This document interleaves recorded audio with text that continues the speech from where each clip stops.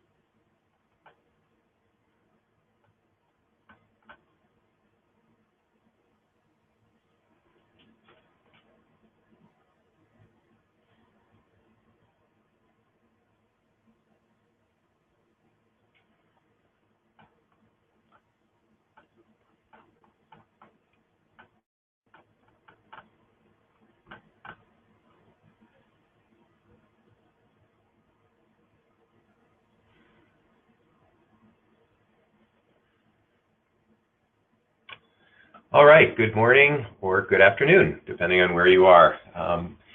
Welcome to a conversation on meaningful family engagement from clinical care to health policy.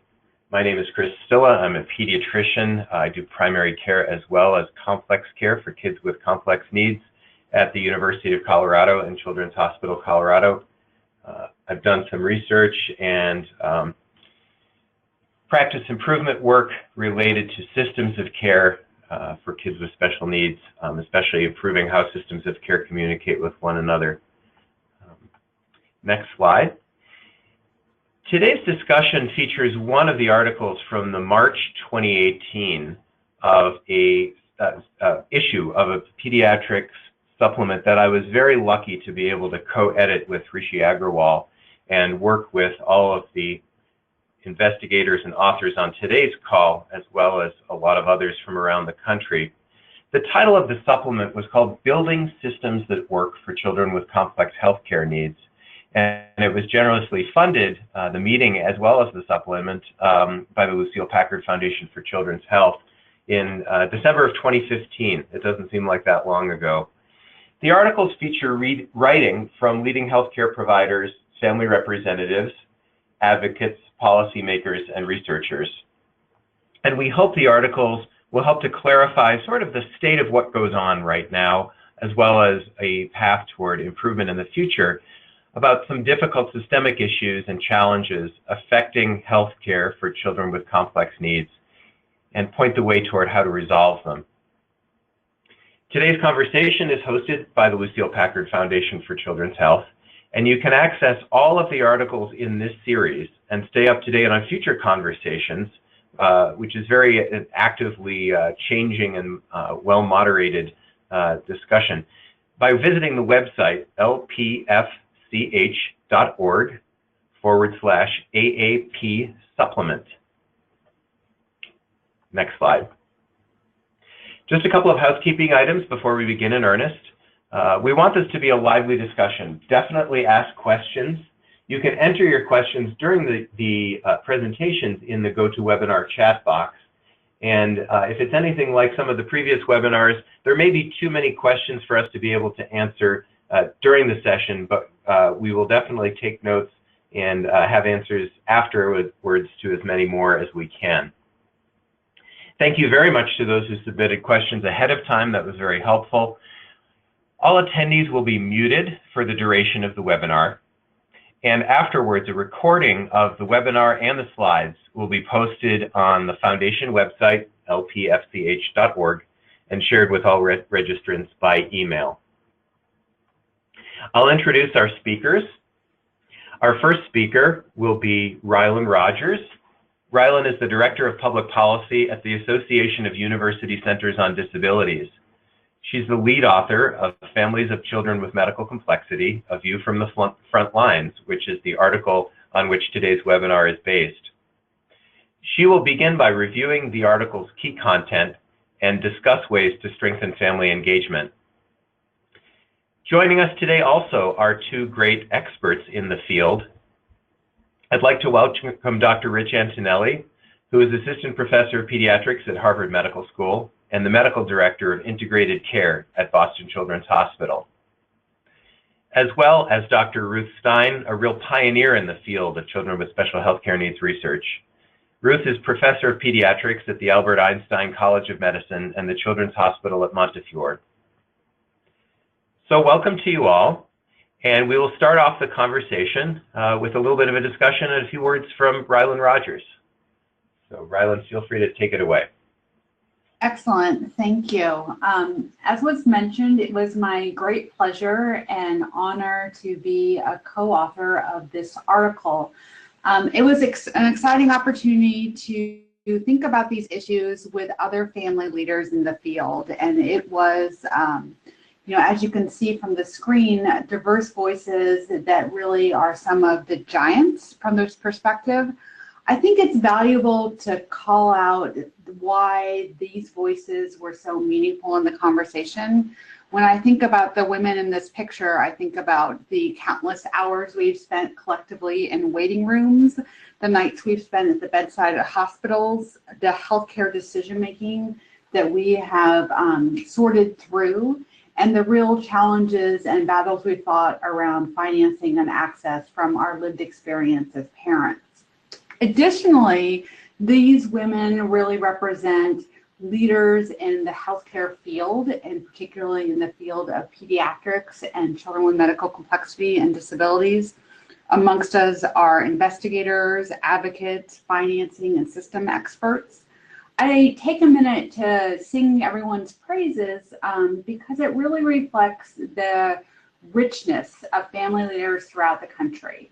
And this article can and should have been written by any number of family leaders around the country.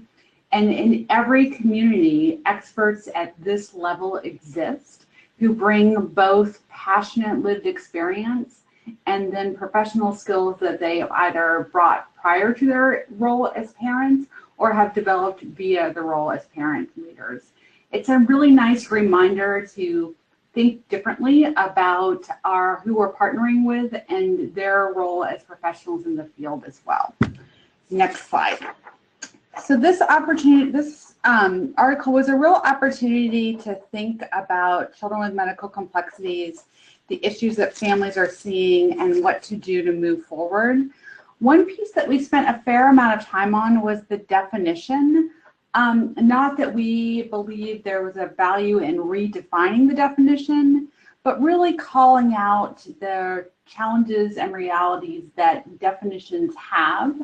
Often for families, they are in many cases barriers to access or the gateway by which something is approved or available to you. It's not an uncommon experience to be able to get to an interdisciplinary clinic or a care coordination team because you've met some definition of a level of disability or medical complexity. And while that is often needed in terms of sorting limited resources, it can be a challenge for families. The other piece around definitions and words and labels that's important is that when we come from the pediatric medical perspective, we often think about medical complexity and special healthcare needs and diagnosis labels that really drive how we frame patients' and families' needs. But there are other parts of the system with which families engage where other labels are more important, so the frame of disability. And it becomes a complex piece of identity for an individual child or youth or adult, but also for a family to understand the different silos and words, and really that universal belief for most families that the label that matters most is a child's name. And so I encourage us all to be keeping those tension pieces in mind as we think about populations and breaking down groups of families or groups of kids around different definitions, and how we can help families and really systems break through those silos and think holistically. Next slide. One of the other pieces that we really spent some time thinking about was the role that policy plays for this population and for these families. In many ways, families who are raising children with medical complexity are the canaries in the coal mines of American policy. They are touched by healthcare, education, and employment. And it really is their voices, together with professional partners and advocates with disabilities, that have been drivers for the systems that we now see. And really, when we think about Title V and Social Security, the Americans with Disabilities Act, the ACA, and we think about what we saw in this country in the last 12 months about voices coming together to really fight to ensure that Medicaid is still a service that supports individuals with disabilities. I think it's important to know that history as it informs going forward. I also think it's a critical piece for us to think about systemically in terms of supporting those voices. The work of advocacy and sharing lived experience and those real stories that drive policy is work, and we all have different ways of supporting that. One thing that's been critical and the families brought out in this article is the need for pipelines to develop family leaders to have the skill to drive change. And those pipelines, we have the beginnings of research to show, are most effective when they include mentoring and support from other parent leaders. So there are family-to-family networks, our parent-to-parents, the work that AMCHIP has done and AUCD has done. It was notable in our conversations and in our drafting that there was a lot of shared thinking around the need to think about all of this development of family leaders and policy from a cross-diagnosis and cross-disability perspective. So it's a chance for us to really think about when we're connecting families and emerging leaders to resources, that it's not just about navigating systems for an individual child or family, but about building and supporting a vast network of voices that can be critical to these issues. Next slide. Obviously, payment is a key factor in the lives of systems and services. It's very interesting to think about cost related to children with medical complexity. From a family perspective, the cost can be catastrophic to any one family, and the challenges and access and barriers that come from cost and coverage issues can be all-encompassing.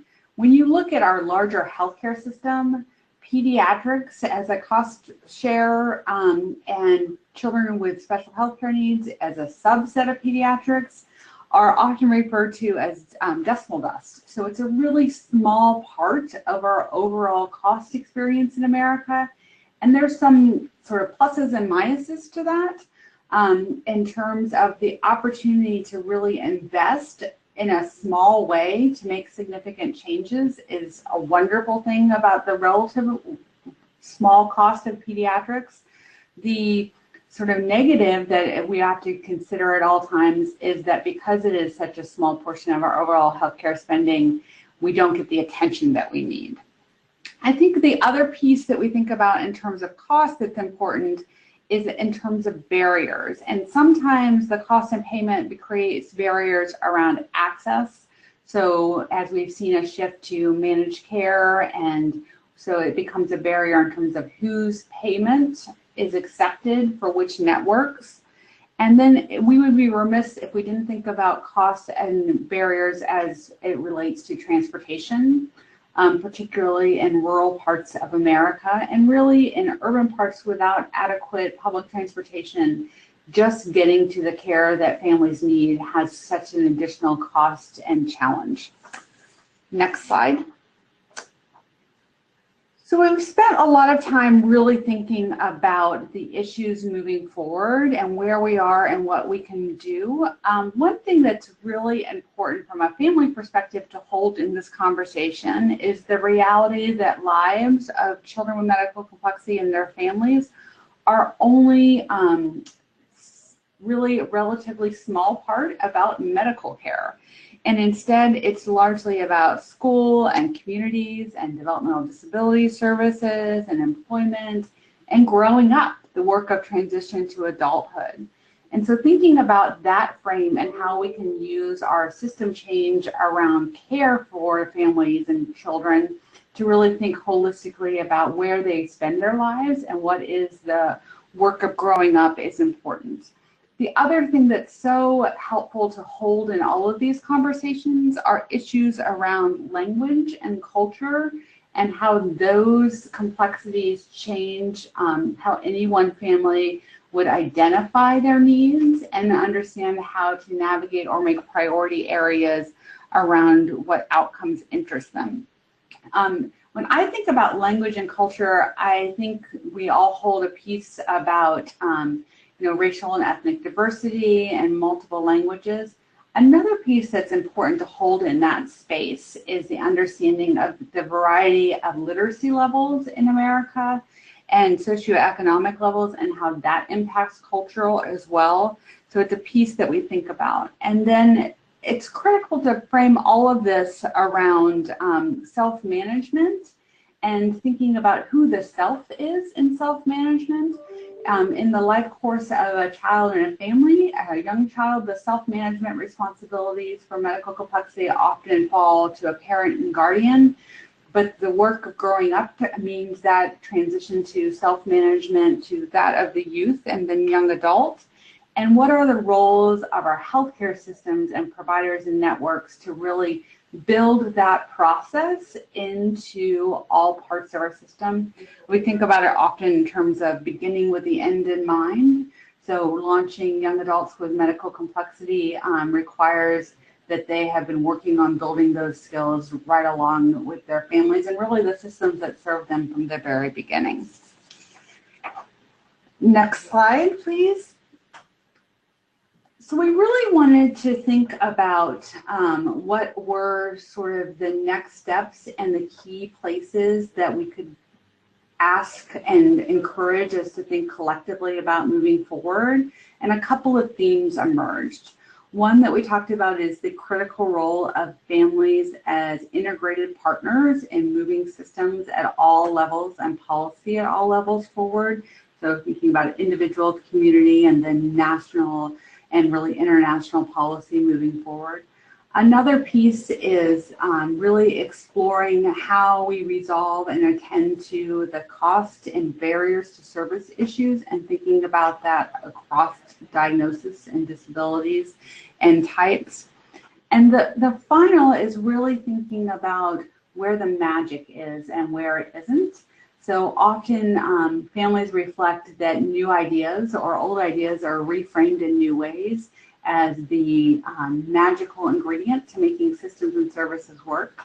The current magic concept is care coordination, and there really is some magic in care coordination, but there's a lot of pieces and requirements to make it real care coordination that moves pieces forward. So with that, I will move for some discussion and we can go from there. Great, Rylan, thank you very much. I'd love to point out that when people have time to go through the slides later, that the Instagram discussions on each of your slides are incredibly insightful, and we don't have the time to go through sort of the different perspectives and what they mean, but I would urge any of you to go back and look at and think hard about those. So thanks very much for that. And as a point of personal privilege, those are some very cute children. Absolutely. The pictures go well. Thanks again. Our next speaker is Dr. Rich Antonelli. Again, he is the Medical Director of Integrated Care at Boston Children's Hospital. And I'm proud to say that Rich and I have been colleagues ever since, wow, the late 1990s, when he was in primary care practice in central Massachusetts. I'll let him tell any stories about that he wants, because I'm sure he's got some great ones. But Rich has been a real leader in integrating families into the picture and then integrating the picture together with itself. I don't want to spill any more beans, so I will let Rich provide some comments. Thank you. And thank you to Lucille Packard Foundation for Children's Health for their unwavering support through the years. Rylan, to you and the co-authors of this particular article within the supplement, not only was it interesting, it was truly inspiring. And I'm going to take the opportunity to make a few comments both on the manuscript itself and talk about the broader initiative of health care delivery transformation in the United States. So first of all, the article talks very concretely about the role that families have played through the decades in both informing and driving system-level change.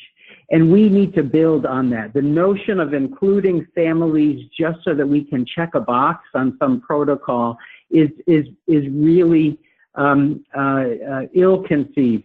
Families are at the cutting edge. We need to ask them what their pain points are and, in fact, what their needs are to be able to enhance value of the system for themselves. And so engaging families as true partners in care proactively, all of the projects that we're doing here in Massachusetts and across the country, the ones that have gained the most traction, and I'm talking about states that, irrespective of their political leanings, in every one of those states, the more engaged families are from the beginning, the more those state programs have moved to successful implementation of high-value outcomes. And so I really want to start from that notion. Families from the beginning as key partners, and families include the children, the youth, the young adults. Second, I'd like to talk a little bit about what moves the system forward. The article and then the subsequent ones in the supplement talk about care coordination and care integration. And to be clear, if we're going to measure something, we have to be very precise. So if you look at the 2014 policy statement on care coordination from the American Academy of Pediatrics, we took great pains to distinguish care coordination and care integration. Care coordination is the set of activities that between providers, between visits, between hospital stays, emergency department visits. It's that assessment in partnership with the family and the formulation and co-creation of a multidisciplinary plan of care, and it's the tracking of the execution of each of those elements on that co-created plan of care. That's care coordination. Care integration is a family experience measure. It's families being able to say that they can perceive that they have evidence of the various members of the care team, irrespective of institution, irrespective of professional discipline, irrespective of geographic location, irrespective of payer. And are those different care team members working collectively in a transparent and measurably coordinated way? Care integration translates very elegantly directly into adult care, and it will continue to be something that we will promote in the space around measurements. So I want to talk about this idea of measurement because it really is what is driving system level change right now. I tell anyone that will listen to me, these are families, these are taxpayers, these are policymakers. I don't expect any new money to come into healthcare. Rylan correctly pointed out that on a proportional basis, children very, very low percentage of the overall healthcare expense in the United States. However, we have evidence that the amount of inefficient, ineffective, duplicative, redundant, and even harmful and non-evidence-based indicated care that gets offered to children and youth and young adults is pretty comparable to what it is on the adult side. That number is between 30 and 40%. That is the pool of resources that we collectively need to tap into. Measurement is how we will get there. We are already implementing tools that have been developed, one of which is called the Pediatric Integrated Care Survey, otherwise known as the PICS, a family experience measure of care integration funded by the Lucille Packard Foundation for Children's Health that is being implemented across North America in Australia, and by the fall will also be across the European Union. And so measure what matters. In our early demonstrations projects over the course of the last couple of years, we find a really interesting phenomenon. We've looked at fragmentation of care, dropped care, missed care, if you will, between those visits. We've shored up the handoffs between primary care and subspecialty providers, between subspecialty providers and community-based organizations. And guess what happens? Families experience an improved amount of care integration, and overall cost is reduced because we're going after the waste and the inefficient care. Measure what matters. This is critically important as well for vulnerable populations. So whether we're talking about patients with Medicaid, public insurance, or commercial insurance, these tools, these processes, these performance measures are relevant. And moreover, they are relevant across the age spectrum. They apply to adult care provision as well. I do want to stress the notion of the difference between experience as a measure and satisfaction as a measure. I hope that someday I will truly be able to ask a family, are you satisfied with your care? The reason I stop short of satisfaction and move into experience is that in general, families aren't sure what they can expect from whom. And in order to honor the measurement concept of satisfaction, one has to know that the consumer has a set of expectations that they should be getting from a provider, whether that's a medical provider, a behavioral health provider, a social service provider, an educational provider. So the movement away from satisfaction and into the realm of experience honors taking a measure of what the family needs are. And then finally, scalability of care integration. We've had some early successes with a hybrid model of care integration for youth and young adults with special health care needs. Instead of trying to migrate all pediatric providers into a team of all adult providers, to sit down with the family, with the caregivers, with the youth and young adults, and basically look at that multidisciplinary care plan and say, which pieces of this care team could successfully migrate into adult providers, and which ones would need to stay in a pediatric setting because that's where the expertise and the access is. So I want to end my comments by saying integration crosses ages, it crosses the developmental trajectory, it crosses systems, it's measurable, it brings together in American healthcare a way that we collectively can honor the needs and voices of children, youth, young adults, and families, and we need to push forward with the measurement. So Rylan, to you and to your co-authors, thank you for this inspiration. I hope that I and all of us can meet your challenge of bringing higher value, family-centered care. Great, Rich, thanks so much for that. I'm actually going to take the 1 minute that is remaining in your block of time and pose one of the questions that's come up because it speaks directly to what you've been saying. Allison Martin is asking, I'd be interested in hearing Rich's thoughts about whether family perception of their care team in survey measures is the same as research team perception of the family's care team. Any thoughts about that? So a lot of thoughts, but I'll try to be very parsimonious with respect to the time. Allison, I'd love offline to follow up with you, but in short, here's what we're doing. Let me share a real-world, real-time example. We've administered the Pediatric Integrated Care Survey. That is a family experience measure. And before we reveal those results to the care team, the research team, if you will, we'll say to the clinicians, what do you think the families are finding most problematic with the care they receive from you, your team, your clinic? We have yet, anywhere in the United States, to have found perfect concordance between those two responses.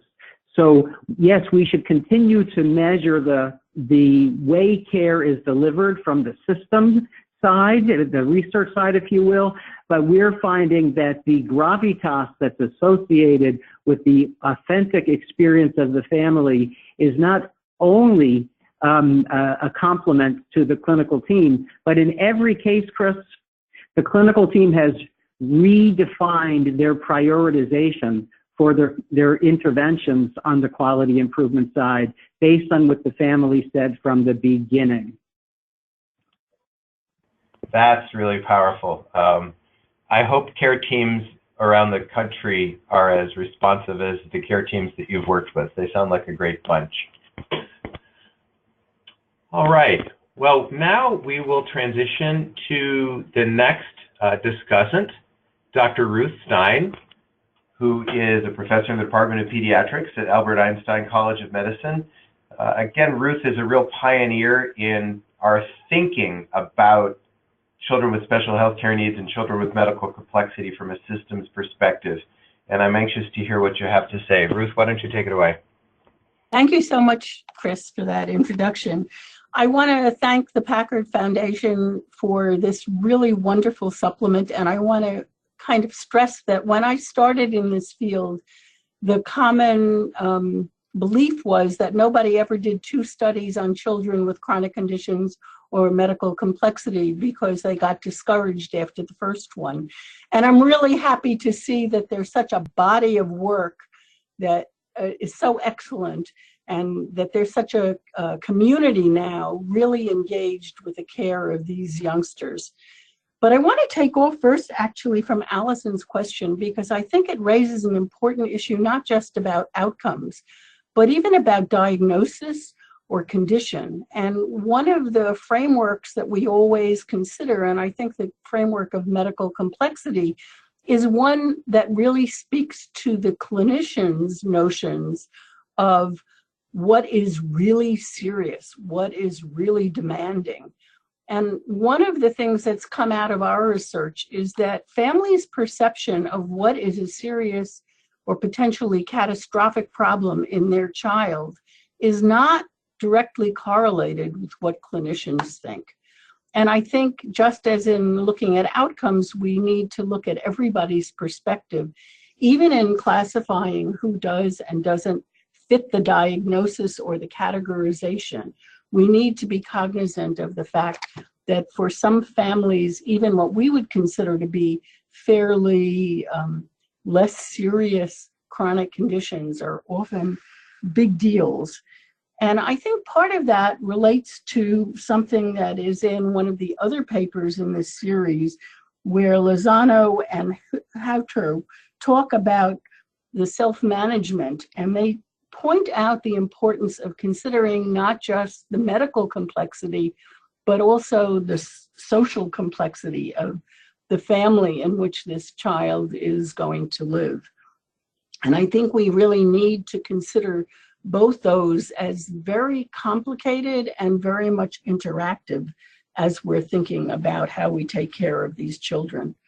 I think parents are often also pulled between the desire for care that is truly expert, but maybe very far away, and more convenient and a little more generalized and not quite as high on the expertise. And that contributes to a lot of tension for some of our families in trying to find just the right place for their children to be cared for. And I think for the healthcare community, the point that Rylan made earlier is really important, that the health of the child or the physical treatments that the child needs are only a small part of what this family is confronting. And the more important issues for them are all the issues that are important for any parent about how their child grows and matures and develops and becomes part of a social system and a community and a culture. And those issues are ones that the medical community is not expert in, and really it underscores the importance of the family helping to direct the care plan, and the family really taking the lead in many aspects of the partnership. The other thing I wanted to spend a few minutes talking about is our desire to measure the outcomes of care integration and care coordination, as well as of individual treatments, because for many of the children, the treatment efficacy is not always very well established.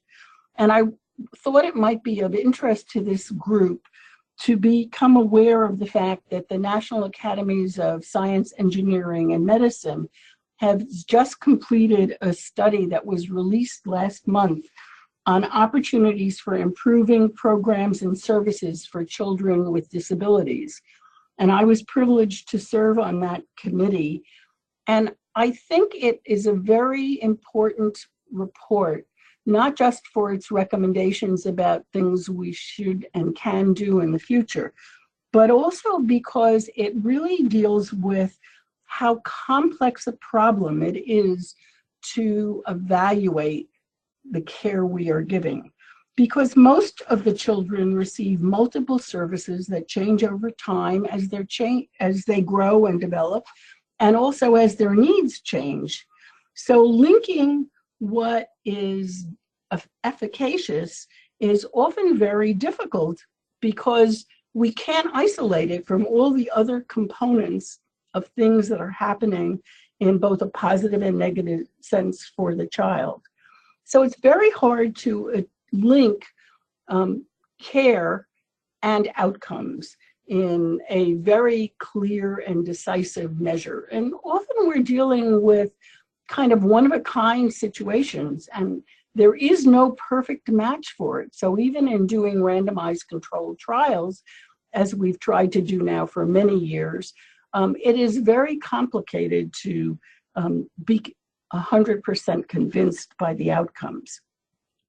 Also, there are a multiplicity of challenges related to the different priorities that different participants in the team have, so that the patient's priorities, the family's priorities, and the various providers and support people's priorities may all be very different. And even where we have done studies, they have not generally been scalable, and we don't therefore know how much is dependent on the particular chemistry of the team that was, or teams that were being studied.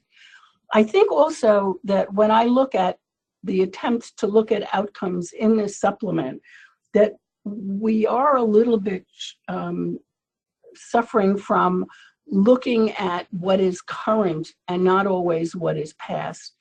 And there was a really wonderful study done in the 80s by Ade and Anderson, actually using many of the tools we used in our original study of our pediatric home care program, which was the first ambulatory ICU.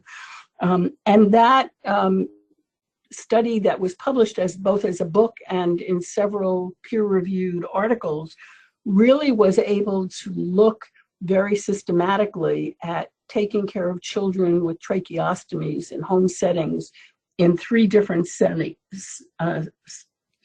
centers, and I think really helped to inform the importance of care coordination and care integration going forward. So I think we have a lot of challenges still ahead of us, and I am really delighted that the Packard Foundation and Rylan's paper in particular have given us such a boost to thinking about these issues in a more comprehensive way, and look forward to a lot of exciting new work to add to this body of work. And I look forward to our discussion. Thank you. Great, Ruth, thanks very much. There was a question that just came out from Emily Goodwin asking the name of the paper that you just mentioned about tracheostomy care. So they published a book, Anderson, Ade, I think Wegner is one of the other authors, and it was called Pediatric Home Care. Let me see if I can get you the full reference. If not, I can send it offline. It was published in 1988. It says pediatric home care results of a national evaluation of programs for ventilator-assisted children, and it was published by Pluribus Press. And Great. they used the same set of outcome measures that we did in our pediatric home care program, which is published in the pediatric literature. Great, thanks very much. All right, so now we have plenty of time for questions. So I see that we have 368 people on the line. So if 1 out of 10 of you asked a question, we'll be here until 3 o'clock in the afternoon. So I encourage any of you to submit questions to the chat box. There's one that came right near the beginning that I will ask. And I think this can go to anyone, but maybe Rylan, you should have first crack. Sophie Scheidlinger asked, it would be helpful to understand some of the challenges most families experience with public payers. In my experience, low-income families or children with conditions severe enough tend to qualify for Medicaid. In California, Medi-Cal has numerous protections, including respite care, transportation, shift nursing, therapy, etc. Are the payer issues limited to private payers, in the opinion of families, or are they experienced in public plans as well? I think this is a real critical question. That's a great question, and the answer is unbelievably complicated, as is healthcare financing in America. The reality is that Medicaid, which is the most frequent public payer for children with medical complexity and disabilities, is a state-federal partnership, and that structure means that states handle the plans very differently. So an experience that a family has in California, that same family, if they were to relocate to my home state in Indiana, might find their eligibility and pathway to coverage and what is allowable to be very different. We still have many states where families wait a significant amount of time on Medicaid waiver waiting list if they are over income from Medicaid. There are very few states that have a Medicaid buy-in option as one of the options they've taken up under federal law. So the sort of summary there is that the complexities and challenges around payers exist both in the public and private space, and it is significantly variable based on location in terms of what is available in terms of coverage, and then also location in terms of whether your coverage gets you access to the care that might be most appropriate or even the care that is most available for your child. If I could, I would like to echo what Rylan has just said, but in addition add that one of the most difficult areas for many families with public insurance is mental health, because of the shortage of mental health providers, many communities will only take cash on the line, even if it's a reimbursable service through the Medicaid program, and many will not accept Medicaid fees.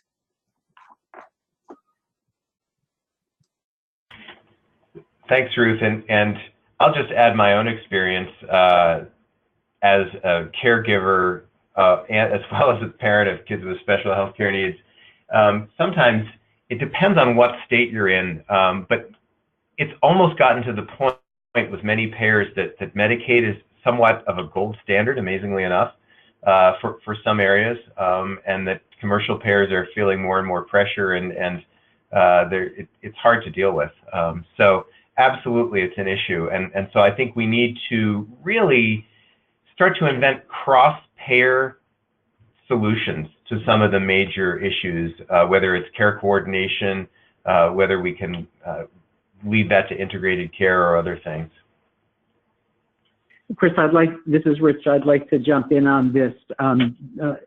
For those of you on the webinar that know me, you will know that care integration by design and many of the measures are independent of age. As a result, we can go into any type of health policy forum, adult Medicaid, child Medicaid, commercial, and in fact, as Ruth pointed out, behavioral health is a significant need. And measures of integrated behavioral health is an area where the voice of the child health community as well as the adult health community can actually come together to collaborate in terms of promoting a measure which, first of all, has an evidence base, and second of all, does improve outcomes. So that's an area where child health advocates can absolutely unite with adult health advocates, and a way of reducing disparate outcomes. Great. Thanks, Rich. Please continue to submit your questions. There's a long one that just came in that I'll ask in a minute. I'll ask a somewhat shorter one. I think this is more likely probably the Dr. Antonelli or Dr. Snide, but one of the things that we're finding is that from a parent perspective, care coordination provides so many benefits to kids and families. So, but when you look at papers that come out that measure it, it doesn't seem to translate as much with the measures we're using into benefits from a healthcare process, utilization, or cost standpoint as currently measured. Is there something we're missing, or do we need better measures, or what do you guys think? Ruth, why don't you go first, then I'll follow up. Well, I think that we do always need better measures, but one of the problems I experienced was that there's a tremendous temptation to try to find very efficient measures that look at multiple things at once. And then when the scores don't change, you really don't know what's going on.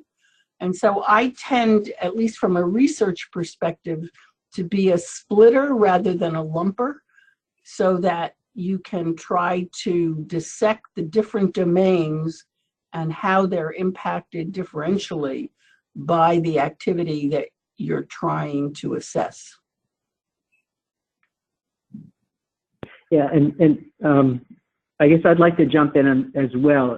I also try to follow the adult literature on care coordination. And if you read some recent articles in the last year or two, care coordination is getting a bad rap as not saving money. Well, in fact, I think there are authors in the adult literature of care coordination that unfortunately are conflating care management and case management and utilization management with care coordination. And that's why I bring this group back to the very first talking point that I made. We have to carefully distinguish and define care coordination as the co-creation of a plan of care and its execution, which in the case of children with special health care needs, especially for children, youth, and young adults who have unmet needs, then care coordination is going to drive up utilization in the short to intermediate term because you're providing services. And there continues to be a little bit of a dual between adult and child. The AAP policy statement, care coordination, there are citations of that care coordination reduces unnecessary costs. Our own work here in Boston and across North America, most recently a project we are working on in Canada, it's children and youth with autism, is showing reduced fragmentation leads to reduced wasted costs.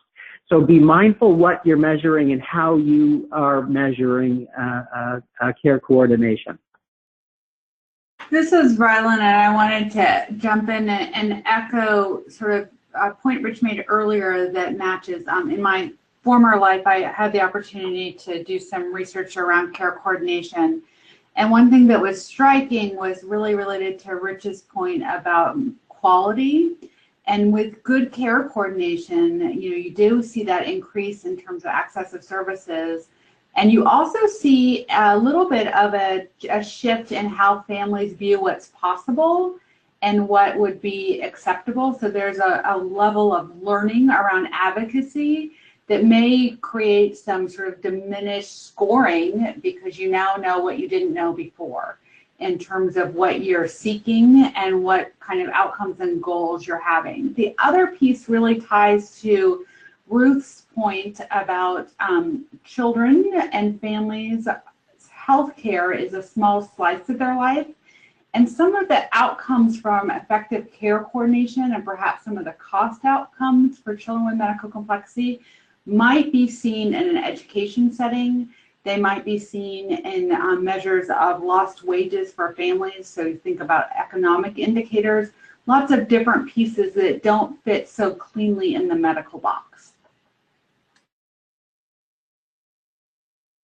That's great. And Rylan, actually, that's a pretty good segue into the next question. I'll try and paraphrase this a little bit. And please, the questioner is Ana Valdez. Please send in a comment if I didn't do it right. But the policy community seems to be distinguishing kids with medical complexity into two groups: kids with developmental disability and kids that don't have developmental disability.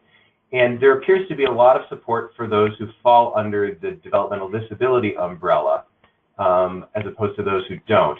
Each state is given the option to decide how they provide care for the non-developmental disability group, so there's probably more variability there.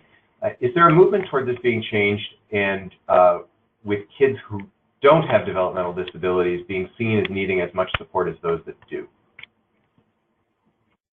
That's a great question, and could lead to a 2 or 3 hour conversation about the history of disability policy in America and the legacy of the Developmental Disability Act and the Kennedy family.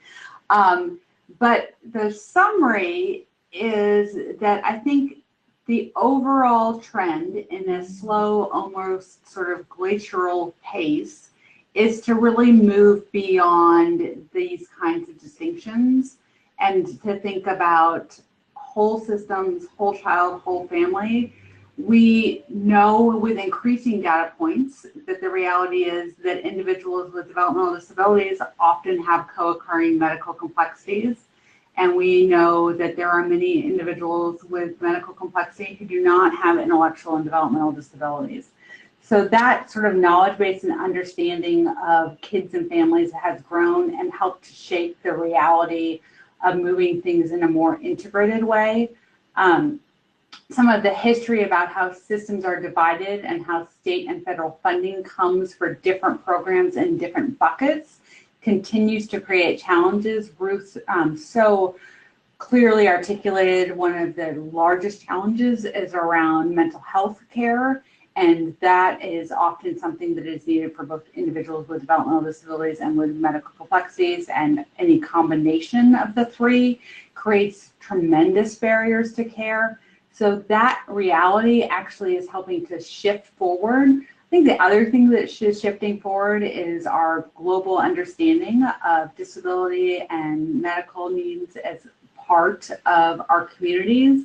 And as we see waves and waves of generations of people who have been integrated and been parts of communities and classrooms, we see a policy shift overall. It doesn't happen in a fast, smooth way because there is quite a bit of history there, but I think the global move is through more integration. Thanks, Rylan. And of course, with 6 minutes left, we're getting a flood of questions, so thank you. We'll answer as many as we can in the remaining time. This should go to Rylan, I think. So take a quick drink of water. Can you share some examples of how parent mentors and parent leaders are used to support family engagement? So this would be parents of children and youth with special health care needs who either serve as paid mentors or as volunteers. So there's so many robust examples, and I like to think about it as any place that you are seeing training or policy or evaluation related to healthcare is a place for a parent leader and a parent mentor, and really both, because I think it's incredibly valuable to have multiple perspectives of families and to have more seasoned, which is my word for old, which I can say because I am now old, families mentor newer families to the experience. So you may see families as trainers and co-teachers in medical school programs and residencies programs in continuing ed programs. You'll see families really helping to drive planning around new initiatives, new research, to make sure that the research questions meet their needs of families. And I think really meaningfully, you see families looking at evaluation. I've had lovely, robust conversations with families who have real, meaningful contributions to make about all of the surveys that they fill out and what they are not asking, what the wrong questions are, or what they really would love to be able to move forward. So I think that it's often hard to think about how to do it until you've gotten started. But I know that there within this community are lots of people that have robust experiences working with families in a variety of ways. And it's been my somewhat biased perspective that when people have their first experience, they start to see all of the places where it can work effectively. I believe strongly that the more families we have fully integrated into healthcare systems as decision makers, the more family-centered care we're going to see move forward. Fantastic. So just jump in and try it. Sounds great. This is Ruth. I just want to add a little concern, though, that for the most part, the most disadvantaged families who often are left really totally overwhelmed don't have the time and support to be as active as some of our wonderful, wonderful family advocates. Thank you, Ruth, for that concern. I think that's being, as we expand family engagement, that's being experienced really across the system, and strategies to get families with more diverse backgrounds, as well as families that may not have a lot of time to give, is really, really important. So thanks for that. We have time, I believe, for one more question. I'll ask it of Rich Antonelli. This is a question from Pooja Paude. And Pooja asks, you've discussed in your other talks at other times about key measures related to care coordination for adults and children, and then to follow those measures across the course of the care coordination pathway. The audience might benefit from just a point or two about why you did that and what you learned from it. Yes, happy to do that in the remaining 75 seconds, and then I'm happy to also be available offline. Sorry. But when I look for opportunities of alignment because there's so much fragmentation in adult care as there is in child and pediatric and young adult care. And therefore, when I'm having conversations with policy makers and payers, both commercial and public payers, to be able to identify a gap, fragmentation of care, a solution, care coordination, and a measurable outcome, care integration, it makes a lot of sense, and I find that there often is more uptake. Because when you think about both the public payers and commercial payers, yes, they have a pediatric mindset, but they also are looking for opportunities to advance value optimization on the adult side. Behavioral health, developmental disabilities, multiple chronic conditions are some of those areas that, in fact, have that overlap across the age continuum. And so, therefore, I tend to frame my proposals and my approach to measurement with respect to crossing the age spectrum. And then if you want to do a deeper dive, then obviously you can get condition specific depending on the receptivity of the stakeholder to whom you're making your presentation. But in general, that's a high-level summary, Chris, of how I approach strategically advancing measurement around care integration and even how to prioritize certain types of care integration strategies. Great, Rich, thanks very much, and I'm sorry we didn't have more time to go into that in depth. So, Amanda, if you could advance to the very last slide. Thank you all for just a really terrific discussion. There were 5 or 6 questions that were not able to be answered. that we'll see if we can get answered after this session. Our next conversation is on June 28th, just in a few weeks, about models of care delivery for children with medical complexity. And then on July 26th, care coordination for children with medical complexity, with an important tagline, whose care is it anyway? So please join us for those. The supplement web address is at the end of the slide as well. And so thanks very much to Rylan, Rich, Ruth, and the staff at the Packard Foundation for a great webinar. And have a great rest of your day. Thank you.